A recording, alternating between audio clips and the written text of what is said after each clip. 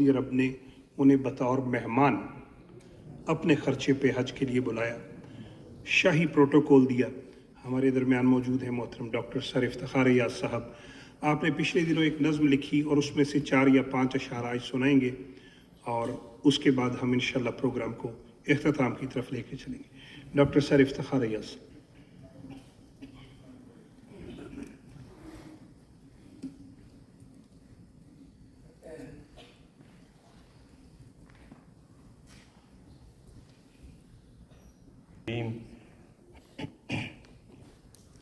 بسم اللہ الرحمن الرحیم۔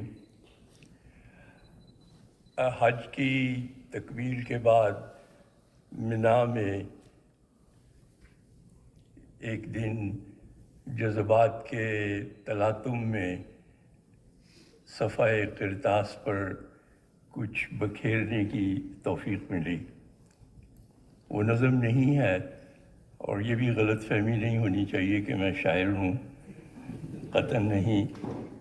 بہرحال جو لکھا تھا اس کا کچھ حصہ یہاں پیش کرنے کا محترم صدر صاحب کا ارشاد ہے، اور اس کی تعمیل میں کچھ حصہ جو لکھا تھا وہ آپ کی خدمت میں پیش ہے۔ قبل اس کے کہ میں وہ پڑھنا شروع کروں، سماع خراشی کے لیے معذرت ہے۔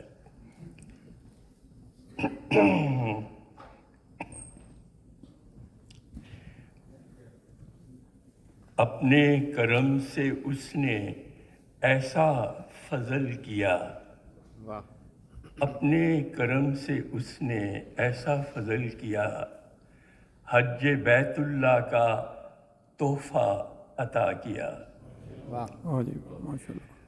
گناہوں سے پاک ہونے کا موقع عطا کیا، ایک پاک زندگی کا در اس نے وا کیا۔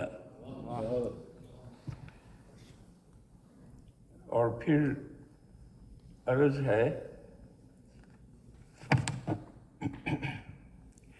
سب کے لیے دعاؤں کی توفیق بھی ملی، اللہ قبول کر لے ہماری دعائیں ساری۔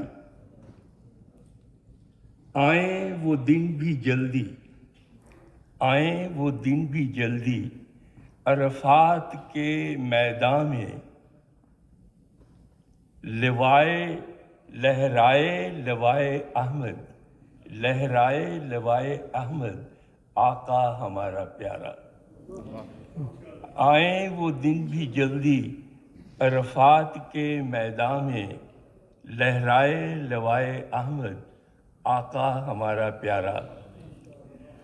مخاطب ہو سب جہاں سے عرفات کے میدان سے، مخاطب ہو سب جہاں سے عرفات کے میدان سے، جعل مسیح کے نعرے لگیں جا کر آسمان سے۔ حج کے طفیل حاصل، یہ دعا ہے، حج کے طفیل حاصل ہو ایک زندگی نئی، حج کے طفیل حاصل ہو ایک زندگی نئی، روحانیت میں آگے ہمارے قدم بڑھیں، دنیا کے لہو و لعب سے ہم دور ہی رہیں، عبادت میں اور ذکر میں گزاریں یہ زندگی۔ یہ حج عطا ہوا میرے مولا کے فضل سے، کروں شکر اس کا کیسے، ہو سکتا نہیں ادا۔ ہم سب کو راہ راست پر رکھنا میرے خدا، رکھنا ہماری نسلوں کو اپنے قریب تر۔ تجھ پر فدا ہو مولا ہمارا جسم و جان و دل، سب کچھ تیرا ہے پیارے، ہمارا تو کچھ نہیں۔ تجھ پر فدا ہو مولا ہمارا جسم و جان و دل، سب کچھ تیرا ہے پیارے، ہمارا تو کچھ نہیں۔ دنیا میں ساتھ تیرا ہو، دنیا میں ساتھ تیرا ہو، بس اور کچھ نہیں، اور آخرت میں بھی تیری رحمت نصیب ہو۔ مبارک یہ حج ہمارے لیے ہو میرے خدا، سب برکتیں اس کی جاری رہیں صدا۔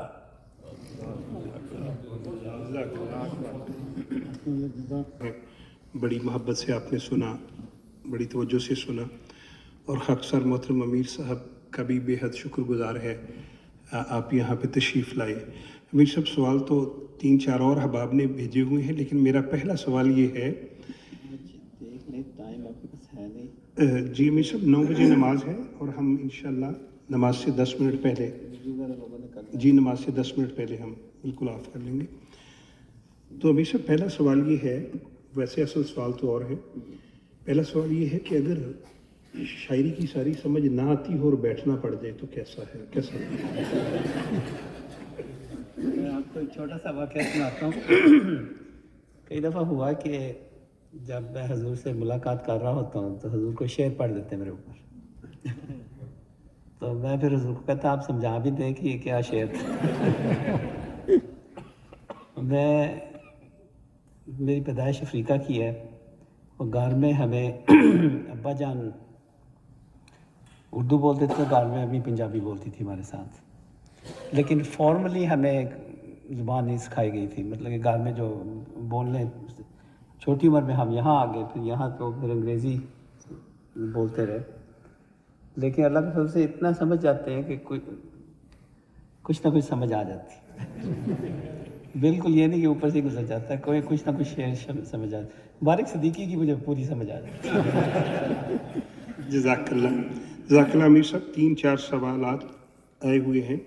ایک سوال یہ ہے کہ امیر صاحب آپ نے وہ دور دیکھا خلافت سے پہلے، حضرت خلیفۃ المسیح رابع رحمہ اللہ کی آمد سے پہلے جو جماعت UK تھی وہ کس طرح تھی، کتنی تجنید تھی ہماری، کتنی جماعتیں تھیں، اور پھر جب حضور آئے تو اس کے بعد جو جماعت کا ہے، ایک تو یہ سوال ہے، میں سوال بلکہ سارے ہی ایک وقت میں رکھ دیتا ہوں۔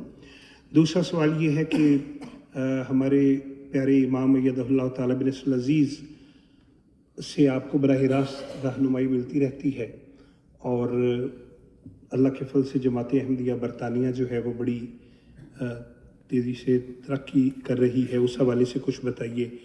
ایک دوست کا سوال ہے محترم امیر صاحب کے جو ہمارے پیارے حضور ہیں، اللہ تعالیٰ ان کی عمر و صحت میں برکت عطا فرمائے، ان کے ساتھ اگر کوئی آپ کا یادگار واقعہ ہو۔ تو یہ 3 سوالات ہیں، اس کے بعد اگر کسی دوست نے کوئی سوال پوچھنا۔ اچھا، جب ہم یہاں 1968 میں آئے تھے، اس وقت بہت ہی چھوٹی جماعت تھی، چند فیملیز تھی، اور اس وقت یہ حالات تھے کہ ونٹر میں جو حالات ہوتے تھے کہ ہماری مسجد میں ہیٹنگ کا پراپر نظام نہیں تھا، تو مسجد میں تو نماز نہیں ہوتی تھی۔ ہم وہاں 2 گھر تھے، 61 اور 63 میلروز روڈ، اس کی بیٹھک میں ہم نماز پڑھتے تھے، اور ایک بیسمنٹ تھی، وہاں جا کے ہم سب بچوں نے اکٹھے ہو جانا، تو وہاں ٹیبل ٹینس ہم کھیلتے تھے۔ اور کیونکہ چھوٹی سی جماعت تھی، اس لیے جب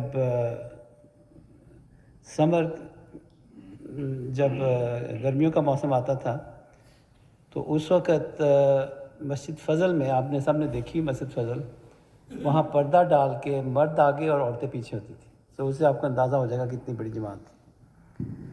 اور جو ہمارا پہلا اجتماع ہوا تھا وہ خدام اور انصار کا اکٹھا ہوا تھا، وہ ومبلڈن کامن پہ ایک ونڈ مل جگہ ہے، وہاں اجتماع ہوا تھا، اور بس چند ایونٹس ہوئے تو اس کے بعد چوہدری صاحب نے آ کے پرائز ڈسٹریبیوشن کی۔ تو یہ سب سے پہلا جو UK میں اجتماع ہوا چوہدری ظفر اللہ خان صاحب نے۔ ہماری بیسیکلی والدین کے علاوہ پرورش جو ہوئی ہے وہ چوہدری صاحب کی صحبت میں ہوئی ہے، اور وہ ان کے بہت اسٹرکٹ اصول تھے۔ جب خلیفہ ثالث رحمہ اللہ آئے تو انہوں نے امام رفیق صاحب کو کہا کہ ان بچوں کو، ان کے لیے آپ قرآن کلاس شروع کریں۔ انہوں نے شروع کر دی، تو چودھری صاحب نے کہا کہ آپ یہ جو کلاس ہے نا میں خود اس کو چلاؤں گا. تو انہوں نے اسٹڈی سرکل کے طور پہ دینی تعلیم سکھانے کے لیے انہوں نے وہ کلاس شروع کر دی. لیکن چودھری صاحب کا یہ اصول تھا کہ 11 بجے